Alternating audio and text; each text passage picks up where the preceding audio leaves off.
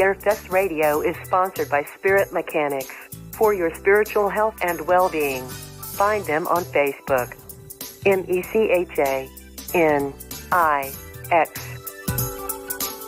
And by Coyote Chris Sutton, bringing light to the darkest places. CoyoteChris.com.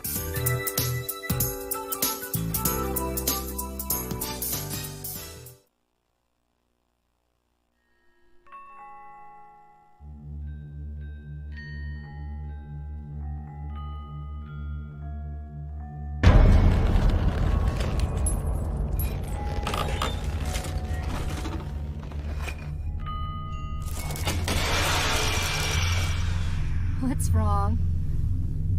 I'm fine. Why? Keep looking over your shoulder.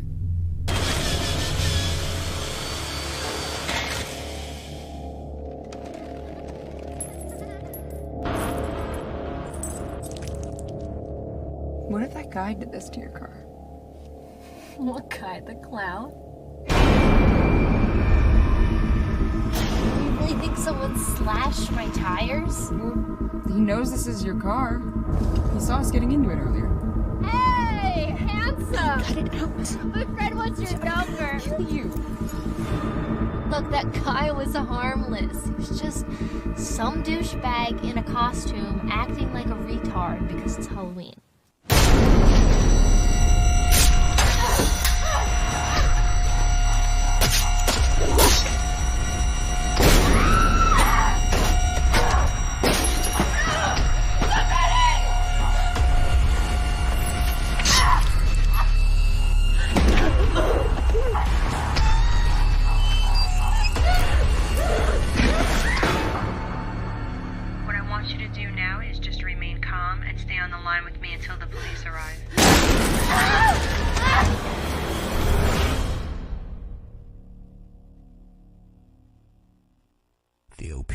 Viewpoints and beliefs presented on this program do not necessarily reflect those of the management, the affiliates and broadcast partners, or the sponsors. Listener discretion is advised.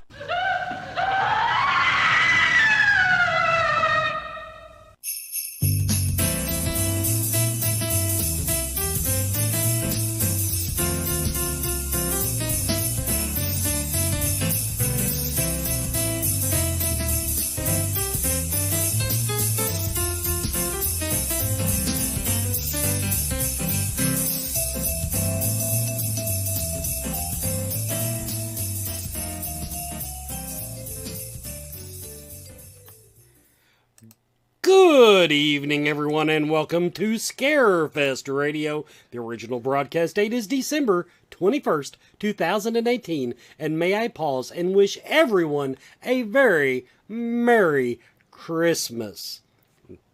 And you know what, Jason, I might have to switch the theme music from the normal hard rock guitar stuff that we use to the catchy little tune like the Christmas song I played. I saw you all dancing. I saw my co-host and my guest dancing on screen. So we might just have to I might just dick around with the theme music. Everybody, you're watching Scarefest Radio. Tonight our guest is David Howard Thornton. You know him from Terrifier. And also, if you're into internet stuff, Nightwing Escalation. And of course, my co-host is the highly versed horror person, Jason Boyd. Jason, hey, thanks for showing up tonight, buddy. That's my pleasure. And for the viewers, tonight, I thought tonight would be, with both of us on here, that would just be a special beard-centric. Enjoy the beards tonight, ladies. I just wanted to throw that. Jason, actually, and I downloaded the TikTok app because it was on my Facebook 24 freaking hours a day, and I wanted to see what the hell it was. Apparently, beyond the teenage girls, the second most popular thing on there, dudes with beards. Were you? Yeah, for some reason I see a lot of the beard stuff on my Facebook. I'm not exactly sure why. I'm not exactly sure what it's trying to tell me here, but yeah, we'll definitely have to check that one out. And well, I can tell you why you see it on Facebook. Movement that I've been tagged into, so that was pretty cool. Facebook just looks at your damn profile pictures and goes, "Oh, he has a beard. Let's send him ads for beard oil." I mean, my God, if you toaster for that matters, it starts putting up toaster ads, so it's kind of creepy. But exactly. Tonight, everybody. Okay, before we get to our guest tonight, we have in my possession 2 tickets to Ronnie Millsap at the Lexington Opera House. These are mezzanine level. That means they're not the shitty seats. These are mezzanine level. Aisle seats, incidentally. And we're going to give them away. We're going to give them away on Twitter. I want you, we will, later in the show, just here in a few minutes, after the first commercial break, I am going to tell you what I want you to do on the Twitter app. Tag at the Scarefest, get all that all loaded and ready. And we are going to give away 2 tickets, courtesy of iHeartRadio, to the Ronnie Millsap. This is a $106 value. Screw you if you don't like Ronnie Millsap. It's worth $106 right there. So, got that to do. And beyond that, well, it's Scarefest Radio. You know what's coming up, everybody. It's hard to tell what's going to happen. Mr. David Howard Thornton, welcome to Scarefest Radio. Hey, how you doing? Doing just fine. Now, okay, right out of the bat, I got to ask you. Okay, understand you're from Alabama. Yes, sir. How does one make the transition from growing up in Alabama to anything?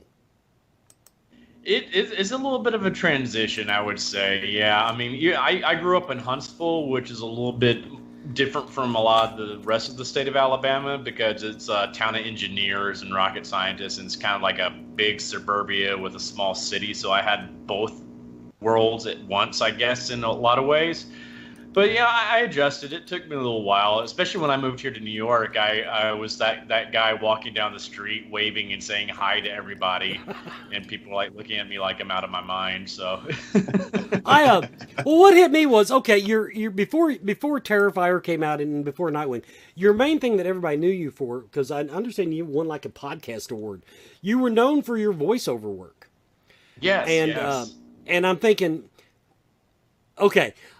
I'm told that I have a good radio voice, but every now and then, as in just now, that Kentucky accent comes out full force, and so I've given up on ever being anything in the entertainment industry other than my little corner here. So McConaughey. Well, yeah, but if I had abs, hey, but you know, I'm not working for shit. But I mean, did you just not? Were you lucky enough not to, and that sounds terrible for my Alabama fans, were you lucky enough not to have a strong Southern accent, or did you have to train yourself out of it? I really didn't think I had too much of an accent, but then a few years ago I went and listened to my old voicemail message, and I was like, oh shit. Hi, how are you doing? This is David, and I'm like, oh wow, it was there. Shoot, I guess after years of just doing like stage work and being around so many different accents up here in New York, I've kind of lost mine in a lot of ways. So I've been here 12 years, so I had to learn how to get rid of my accent in some ways. But it comes out. It'll come out when I've had a little bit to drink or I get pissed off at somebody. Or my problem is, especially if I'm around somebody that has a real Southern accent, like we've got these ladies that come to Scarefest called they're the Southern Gypsies. I want to make sure I get the right one. And they all have this twang, this deep Tennessee mountain twang. And when they're on, I can't help myself. So it's it just bless comes your right heart, that type of thing. How are y'all doing? Yeah. Exactly. Oh, I know all too well. I know it's funny. I'll slip into it from time to time too, and it's like, oh crap. Especially if I'm like talking about places I grew up at, you know, like cities in Alabama, like Decatur, or that's when it comes out. I say Decatur, Gunnersville. And I was like, yep, there it is. Jason, over to you. Yeah, so that's the thing about us Kentuckians is we actually can even determine what part of Kentucky you're from just by the way you say Kentucky or ice or rice or nice, and we could say, yeah, you're probably Southern, Harlan, Hazard area, or maybe Paducah. So yeah, we completely understand that, and it's funny because I don't, myself, I don't think I have much of an accent, but then, like you said, I hear myself on voicemail, or some of my friends from the north, I'll start talking. They're like, "Jesus, you're Southern as hell," and I'm like, "Really?" I don't. I'm like, I don't hear it, but Yeah. So yeah, I completely understand about that, and and it really amazed me with like The Walking Dead, Andrew Lincoln. I had no idea that dude was British. Me neither. And I was like, wow, he speaks better Georgian than most people in Georgia that I know. So yeah, I mean, that's like, you guys, it takes talent, especially when you grow up in the South, to try to lose that drawl and that dialect. So of course, this guy's from Britain and nails our dialect and everything down pat. So well, the Southern dialect and the British dialects are very similar. They evolve from each other. So that's why it's easy for like Brits to do Southerns, and I've always had an easy time doing British accents too, for that very same reason. They flow right into each other. Yeah, I mean, it was pretty amazing. So I mean, and that's like you said, you being from Alabama and everything, we kind of expected a little bit more of a draw there and stuff. So yeah. you've mastered that technique there. Yeah, I can bring it out if I have to, but I just years of experience, I've gotten rid of it. But I'm like, but even in my hometown, we don't have as strong accents as when you go to what we call LA or Lower Alabama. That's when you get the real Southern. It gets progressively worse, especially with Kentucky. It gets progressively worse the further south you go. Yeah, and so it's when you start getting into the yonders and hollers and ice and nice and so you start getting all that, then you're like, okay, yeah, I'm starting getting further south here. You can definitely tell the difference. Yeah, I did a show in Prestonburg about 6 years ago at Jenny Wiley Theater. So I was there for a few weeks. So yeah, I know exactly what you're talking about the hollers. Yeah, they've got their own complete language down there. So it's and even sometimes those of us that live in like Lexington go down there, we have to kind of learn their lingo and their so I completely understand that. So I mean, how did you get as far as being in Alabama? How did you break into acting and all that? I mean, did you was somebody just kind of approach you and say, hey, you'd be great as a killer clown? Or no, I mean, I grew up doing theater. I mean, like my parents were like very involved with our church theater. Yeah. And so I grew up doing plays about Jesus all the time. Like Moses and the Freedom Fanatics or something like that when I was a little kid. Oh, Lord. But I was in middle school and I was having a lot of problems with bullying and stuff like that. I mean, it was a really tough time for me. And like my personality at home or even at church was different than what my personality was at school. And I was always just joking around doing all crazy characters and stuff like that at home. My mom's like, have your classmates ever seen this side of you before? And I'm like, no, I've never had a chance to show them that.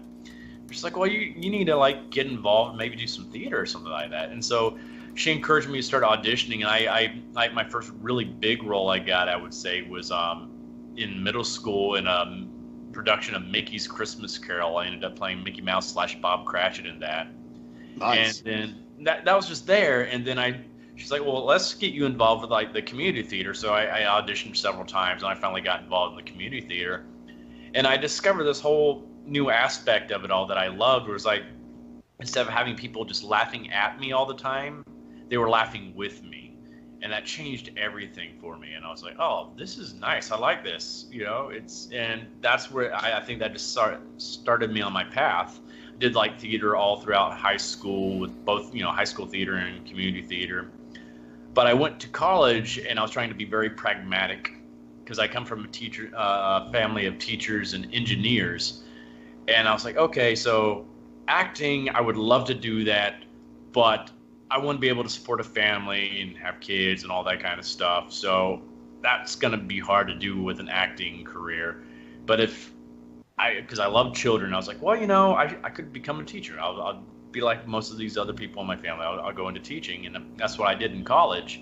And it wasn't until after my mom passed away while I was in college, she had cancer, that I had a whole perspective shift about life because of our last conversation with each other, where she was just like, don't do what you think you have to do with your life. Do what you want to do with your life, because we only have one shot at this. Don't live with any regrets.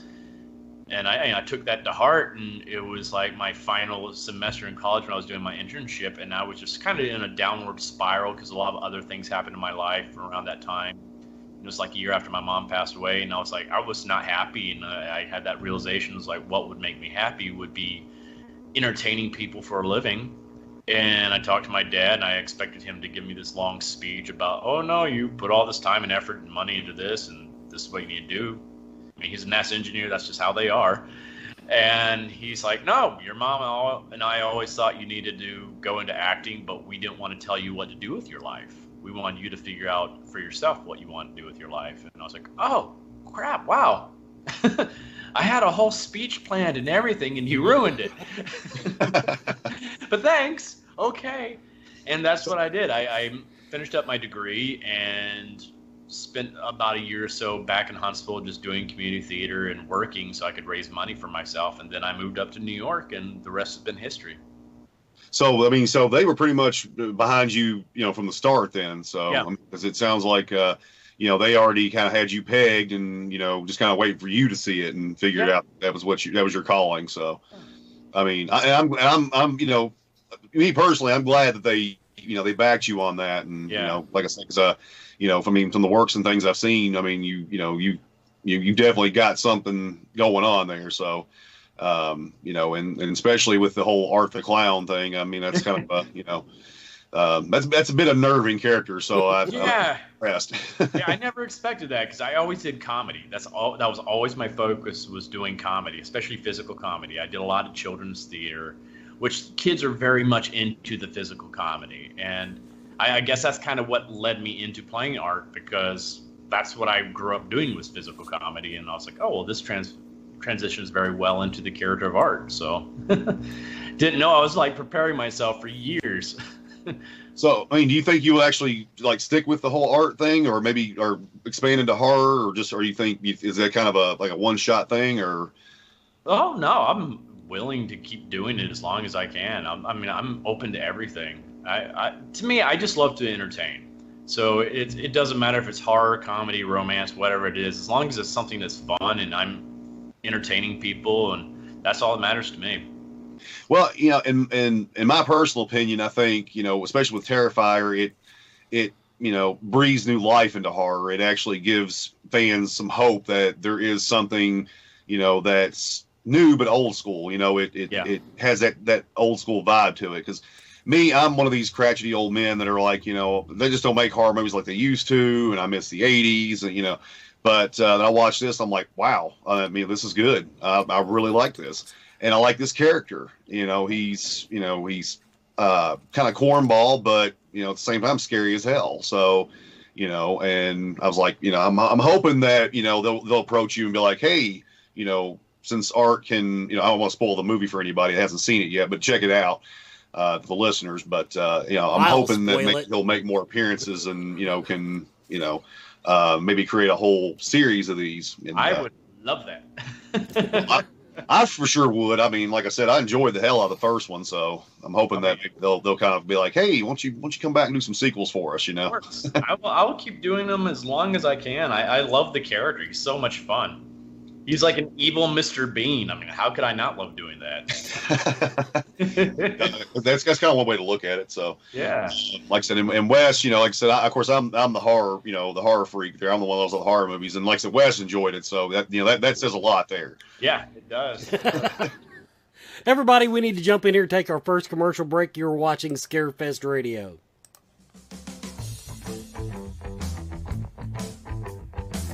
Do you feel lost in life? Do you seem to be stuck in emotions that are not yours? Is your home not the sanctuary it should be? Contact Spirit Mechanics, where they take a team approach to your metaphysical and spiritual problems. Spirit Mechanics specializes in aura cleansing, stone attunement, attachment removal, and house cleansings. Spirit Mechanics tailors their approach to your individual spiritual path and needs. Find them every month at Lexington, Kentucky's Mystical Fair, mysticalfairlex.com, or on Facebook by searching Spirit Mechanics, that's MECHANIX. Spirit Mechanics, for your spiritual health and well-being.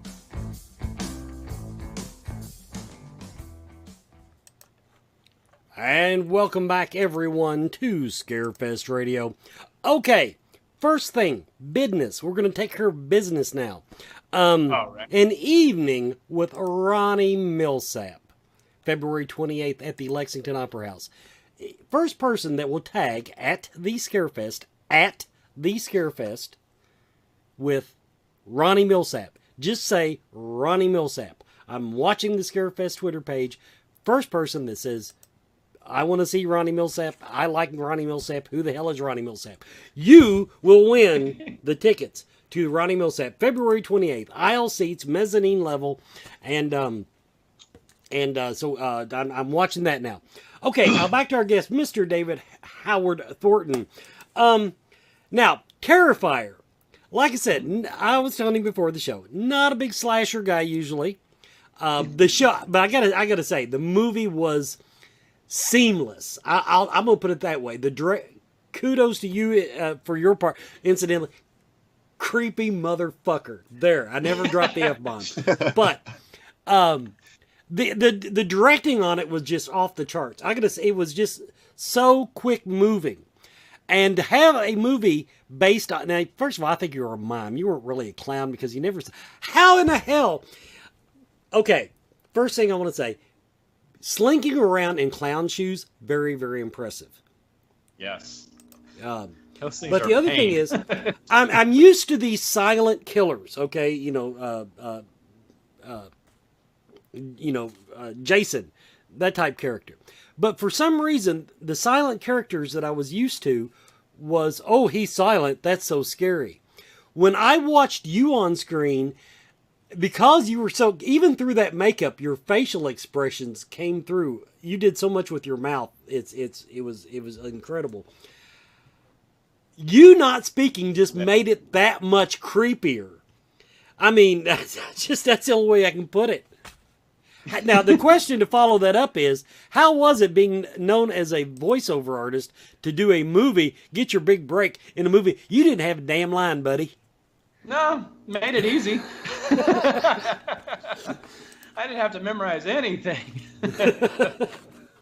I love that. Yeah, I love the irony there. That's what was so funny. It was just like, oh, so this is, because that was like my biggest skill set as an actor. I'm like, every part I've ever played, I've always tried to do a completely different voice. That's because that's what I've relied on, is my voice to sell the character. And I'm like, oh crap, now I don't have anything. I just got to sell this with my body. Oh boy.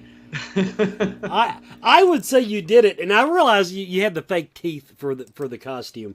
But when you smiled at that lady at the beginning of the movie in the restaurant, when she's glaring at, and you do that smile, I mean, that's the kind of thing nightmares are made of before you get to kill anybody. I have to put that out there. Oh yeah, it's just like that was such a fun scene to film too. It's just like, because that's actually kind of a real life situation for especially a lot of women, especially here in New York, with people on the subway or in restaurants, where guys will just sit there and just stare at them like that.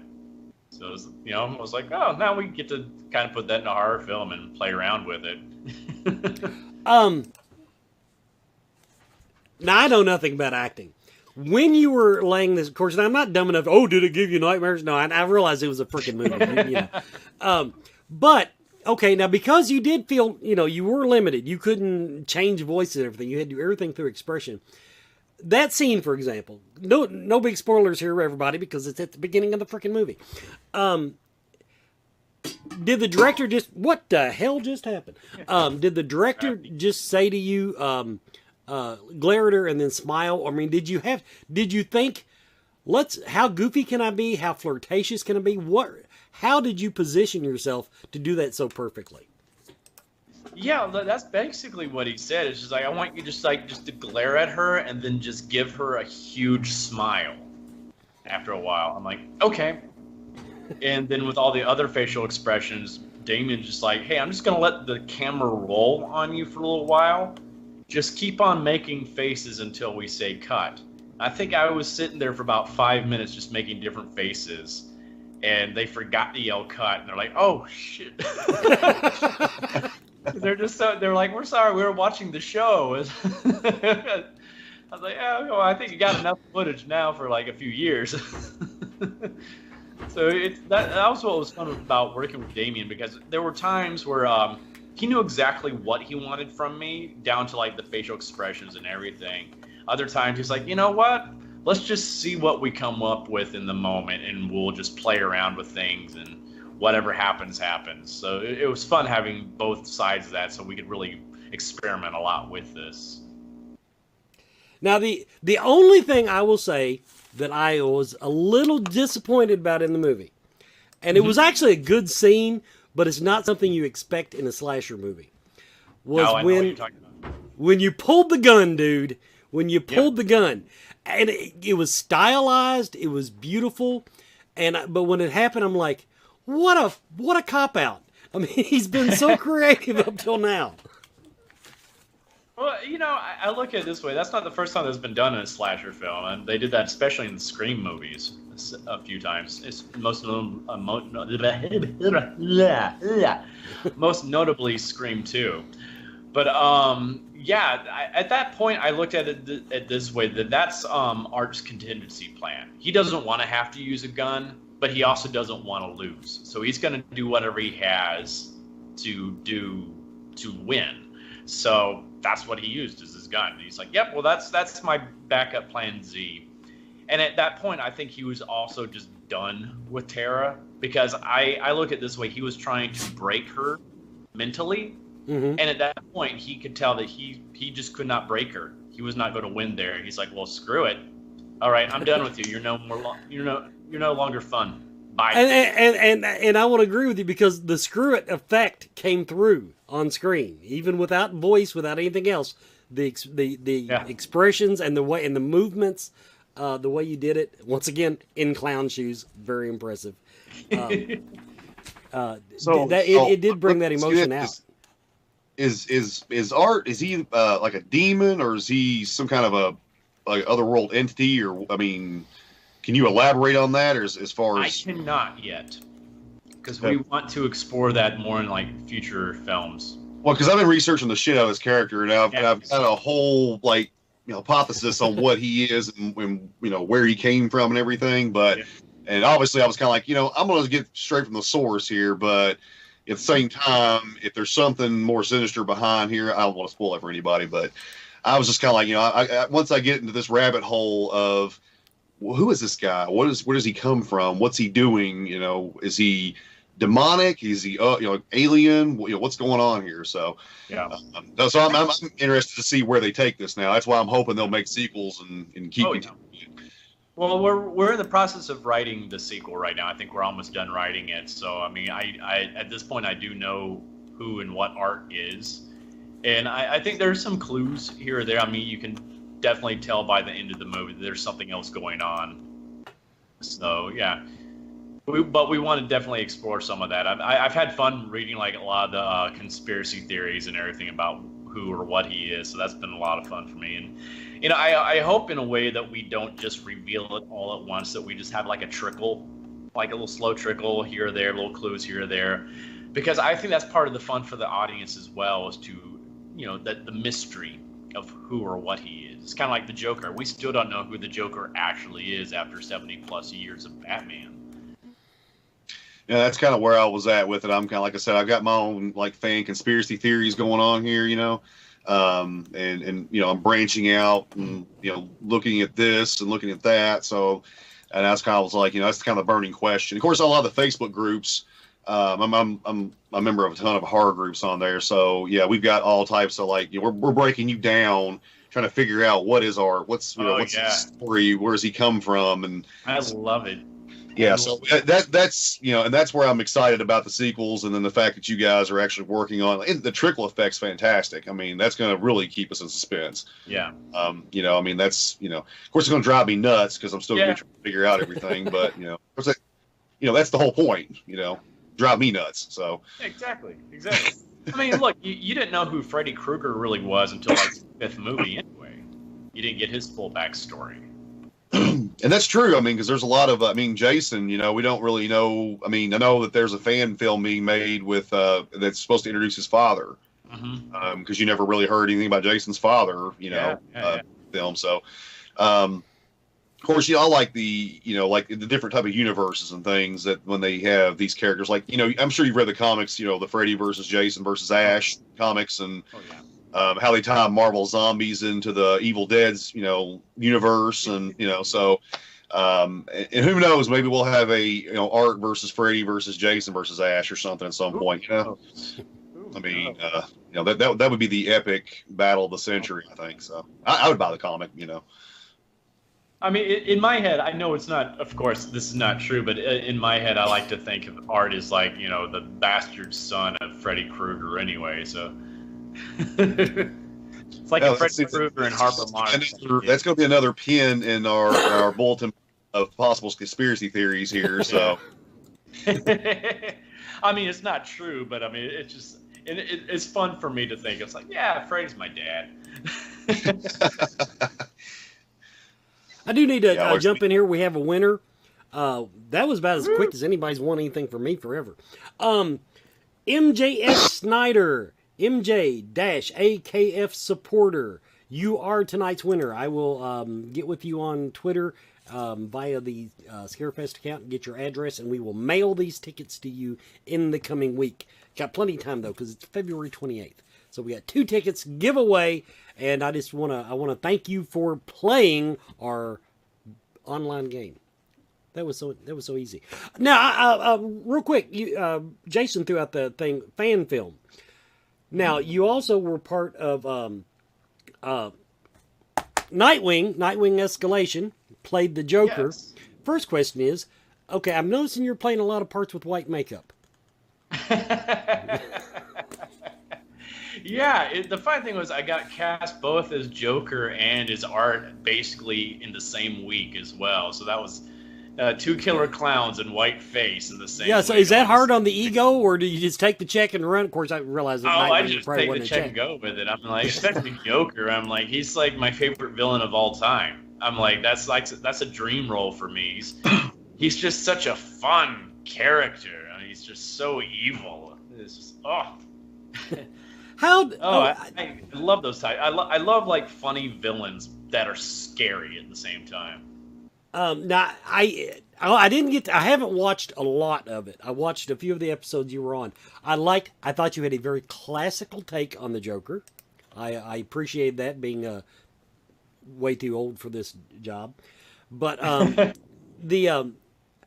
how does something like that get done? Nightwing Escalation. I realize you weren't in on the ground floor, but right. I'm looking at this. Basically, this is the bastard child of the movies, because it's not authorized by DC. It's something that has to be nonprofit to keep, so that there's nobody to sue. Exactly. But how does a project? Because that is a well done project. I mean, I'm looking at how can you do something like that with almost no budget and put together something that quality. It's all fan made. It's just like all of us that make it are big, huge comic book geeks ourselves. And it's like the first 2 seasons, which I wasn't a part of, but like the first 2 seasons are kind of rough. And it was like the 3rd season, by that time they had like gotten such a fan base of people that they could find some professional people to come in and help, flesh out the scripts, or, help film things and all that kind of stuff, as well as, get some quality actors in there as well. And that's just everybody loves the source material so much that I don't mind. I don't get paid to do it, but I don't mind. It's for me, it's fun. Oh, and I could tell it had a huge fan base. And like I said, what I saw, I'm going to go back and watch some more of it, because it was enjoyable. even now, this is something that I saw somebody write them about early on the first 2 seasons. But by the 3rd season, even the fight choreography looked pretty damn good, and that's hard to do on a budget. I don't care who you are. Yeah, it's more the people that we've picked up along the way, especially Jared DeCroce. That's one of the directors for a lot of the episodes. He's a stuntman himself, and so he's bringing that what he has done to the series. I mean, he's been on like a lot of the Marvel shows and stuff like that, like like Daredevil or Luke Cage and stuff like that, Gotham, and so he knows his stuff. He's awesome. So hey, David, can you tell everybody where they can watch this at? So if they want to check it out, because sure, it's called Nightwing Escalation. It's my scenes are all in the 3rd season. It's all on YouTube, so you can find us there on YouTube under just Nightwing Escalation. Nice. Like I said, we'll we'll definitely put that up on the Scarefest page, and like I said, and I'll obviously I'll share it to my page as well. That way people can check it out, because right. With all the all the work and stuff that you've got going on, I'm sure that they would love to see it, because and of course Terrifier was on Netflix, I know, and that's where I actually saw it at. So is it on any other streaming that people Shudder? We're on a lot of the video on demand platforms, stuff like that. Like I don't think we're on Hulu yet, but we're on like Vudu, Amazon Prime, PlayStation Network, Xbox Live, all that kind of stuff. We also have physical copies as well that you can buy from Dread Central Presents, and Amazon I think sells them as well. Yeah, I actually bought the DVD. I think I initially watched it on Netflix, but I actually bought the DVD because I liked it so much. Cool. And so that's why I was kind of hoping maybe if you if you wanted to, like I said, throw some shameless promotion out there, tell them where to find you. Yeah, you can personally, you can find me on like Facebook, Instagram, and Twitter under like some variation of David Howard Thornton. Probably the best place to add me as a friend or something like that would be on Twitter, because I think I've basically reached my limit on Facebook and Instagram. Twitter, you don't have follow limits, and I try to follow everybody. I didn't realize I had like follow limits on like Facebook and Instagram until they told me. I'm like, oh crap, because I feel like I wanted to follow everybody that followed me, and I was like, oh darn it. Well, I mean, like I said, they have, I think they have like the fan pages now where you can actually, they can create, like, it's kind of like a, kind of follows your works, and, kind of gives you a little bio and things. I mean, that might be something to look into. That way, at least we can keep up with what you're working on and, what you're doing. I need to do that. I suck with technology. As I didn't get Instagram and Twitter until I did Terrifier, because everybody's like, you have to do this. I'm like, okay, fine. So with everything, with all the social media stuff and everything, I'm sure it, probably just blew up after that. And of course, with Facebook and Twitter alone, because I think actually you and I follow each other on Twitter. So anytime, usually if you post something up there, I'll usually retweet it to everybody else. So try to do some follow me Fridays and things. We try to help each other out, and some of these other I guess, some of the other, websites and things, we try to do some cross promotion and help them out. So I always try to make sure that, it's, because like I said, after I saw the movie, I was like, yeah, this guy's awesome. He's got a lot of force behind him. So I try to, tell everybody, hey, follow him, check him out. So, give you some love there. So I appreciate it.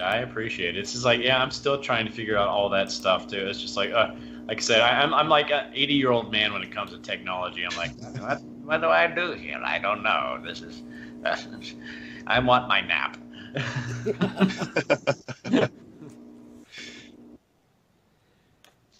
I'm going to chime in for a moment. You mentioned your parents being so supportive of you, and I just have to say, my parents, they've always wanted me to work for Toyota. My parents were the exact polar opposite of you. They were, get a factory job, have a paycheck. All this show business stuff is not going anywhere. Oddly enough, it hasn't.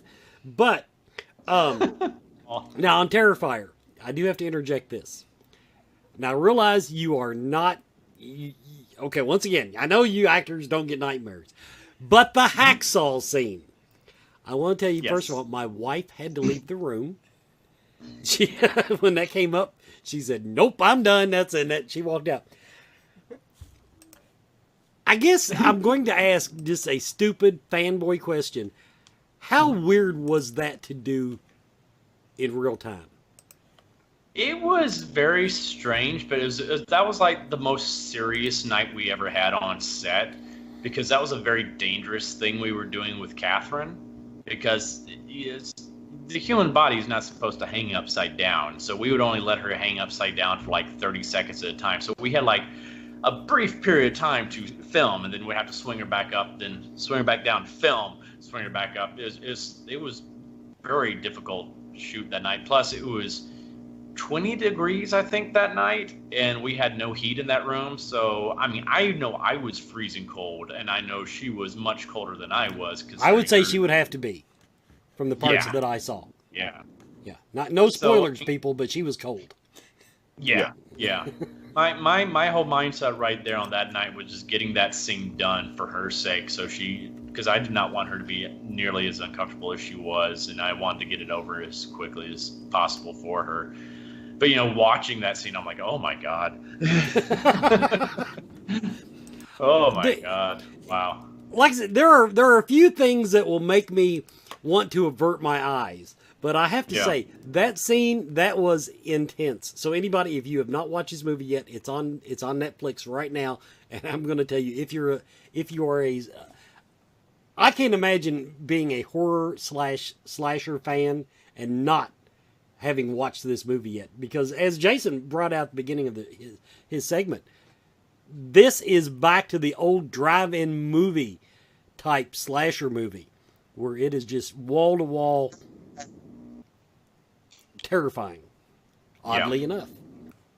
That's why we did it, because we wanted to just get the genre back to the basics. Because I'm like, I know, especially Damien, we're all like horror fans ourselves, and we've been kind of disappointed with a lot of the horror films in the past decade or so. They've had bland villains. The stories have been kind of boring. The kills have been boring, and it's just like, we need to get. They've tried to become too smart and too intelligent and too pretentious, and just not reveling in what they are. And that's what we want to just get back to what it was back in the day, like where they just had fun. That was the whole point of this, was just to have fun. Everybody, quick commercial break. Final one of the show. We are going to turn it over to Jason when I come back. You're watching Scarefest Radio. Coyote Chris Sutton. Shamanism. Spiritual advisement. Paranormal investigations. Inspirational presentations. Bringing light to the darkest places for over 20 years. Go to coyotechris.com to learn more. Over to you, Jason. All right. So, now, like I said, you said you did more of like I said, more like the children's type works and things. What are some other things that you've done as far as maybe kind of like I guess a transitional period? Has it been like kind of just comedy and then horror, or you said you said you're interested in all types of like romance, and I mean, have you worked in anything? No, nothing. I haven't really done any of those like romantic lead roles. That's boring to me. But I mean, I'll do them if they offered. But I'm like, I've always preferred more doing comedy, or like I love playing villains as well. So that's why I was like, oh, horror, that should be fun. But I never imagined I would do horror. I always figured if I was ever in a horror film, I would be like that, the smart ass that gets killed halfway through. So, like, oh, cool. Yeah, that's kind of what I figured. I've always dreamt. I always, of course, admired, Dick Warlock and Nick Castle and Kane Hodder and all them, for playing the killers and stuff. But it's like, of course, I mean, those guys are kind of big and brooding and everything. So I mean, naturally they have that, but you don't have like the big brooding appearance with Art, and he's still scary as hell. Just everything about him. And of course, naturally you have people that have the natural fear of clowns anyway, so that just really just amplifies everything. So, this past Halloween I was Twisty the clown. I'm sure you probably nice, yes. So, it freaked a lot of people out. And I just after watching the movie, I took some of your cues and just would stare at people, just kind of like twist the head a certain way and just kind of do silly, goofy things with them, just get under their skin and unnerve them and stuff. And I was like, this is fantastic. So I'm hoping eventually, though, like I said, I collect masks. I've got hundreds of them. And I'm hoping they'll come up with an art mask eventually. Yeah, we're we already have one that's been released by Immortal Studios, like a $600 mask. But later on, I guess now, next year, almost this year now, 2019, Trick or Treat Studios is actually in the process of designing the mask they're going to release. And I think they're also doing a whole costume as well, so that's gonna be cool. Yeah, that's what I was hoping to hear, because I mean, still, I love the silicone masks, but they're just a little too rich for my blood. So yeah, I stick with these. Understand. People bought it though. I'm like, wow. Oh, I mean, yeah. I mean, I couldn't. I had the money. I would for sure have one, but yeah. I was hoping Trick or Treat Studios would get their hands on it, and maybe because like they were the one that did the twisties and stuff, and like I said, I got nothing but either that's scary as hell and unnerving, or that's an awesome mask. So I can't imagine what the art mask is going to look like when it comes out. It looks good. I've already seen like some of the prototypes that they had so far, and it looks amazing. They're talented people over there. Yeah, I buy a majority of my masks from them just because, I mean, like I said, they're fantastic. They're great quality. I know they had a series of Michael Myers masks that came out there, and so I started out with those, and then kind of worked my way into the to the other twisties, and I think there was a swamp creature or something, which is supposed to be like Chud. So and after I saw that, I was kind of like, they've got to make an art mask now, so I can have that right next to my twisty, because that's going to be that's probably one of the next costumes I put together if given the opportunity. I don't know if I have quite that creepy demeanor as far as because like I said, that smile's just awesome, and like I said, it's definitely it's unnerving. So of course do you have a lot of people that kind of like that saw the movie and know you personally, kind of like look at you differently now, like and when you smile at them now? Yeah, a few of them. Yeah. I get people who want me to do the smile all the time now too, so I'm like, yeah, of course I'll just do the little smile, the little wave and all that. So it's fun. I love it. Could be worse. And of course, like I said, at Scarefest, I'm sure you're going to be probably asked that a lot too when they come up. They're going to be, hey, do the smile for me. So, and you may as well go ahead and like just dry your lips out, and just kind of stick them up in your teeth so you can have that permanent smile there. Kind of like a Joker. Yeah, it become like Conrad Veidt and like the Man Who Laughs, and just have like a permanent. Oh yeah, Mr. Sardonicus kind of thing going on. So, yeah. I think the most important thing would be to eat a bag of Oreos at your table. Oh yeah. To get the full effect. Yes, that's because I've had people ask me how they got my teeth like that. And I was like, oh, they did prosthetics. I'm like, well, how could I do that? I'm like, I don't know. And I'm like, oh, Oreos, it's a great idea. Hey, I have my few genius moments on the air for the viewers. Now, we're almost at the end of the show. We do want to. I know you got some appearances coming up, some cons. What you got on the books for people if they don't want to wait till Scarefest? Yes. Well, I'm trying to remember all off the top of my head right now, but I know in January I'm going to be at Days of the Dead in Atlanta. Very last week, I think, of January. And in February, I'm going to be at Mad Monster Party. I'm doing several Mad Monster Party in North Carolina, Charlotte. And I'm doing so many more next year. I need to write all these down. But I'm doing more Scarefest. I'm doing like one up in Canada and Atlantic City, even Germany next year. I have at least once a month, so I'm like, this is great. I'm loving it. Traveling all over. Yeah, now I saw Mad Monster coming up. We're kind of bouncing around looking for places to promote the Scarefest, and I told the owners that if they send me anywhere before March, had to be south. And so that one kind of popped up. Now we'll get in my own shameless self-promotion. Everybody, Scarefest Radio's next remote, my next appearance, assuming Brandon has gotten the ticket straightened out, is Vet CityCon. Scarefest Radio is going to Vet City Con down in Bowling Green, Kentucky, January 25th through 26th, and assuming there's not like a foot of snow on the roads. But, so we do want to put that out there.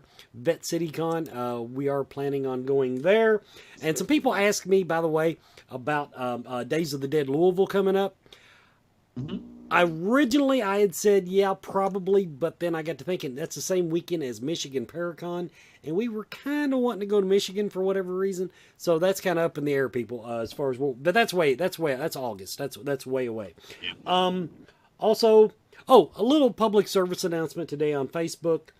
No, I did not poison my dog. Cool your tits, everybody.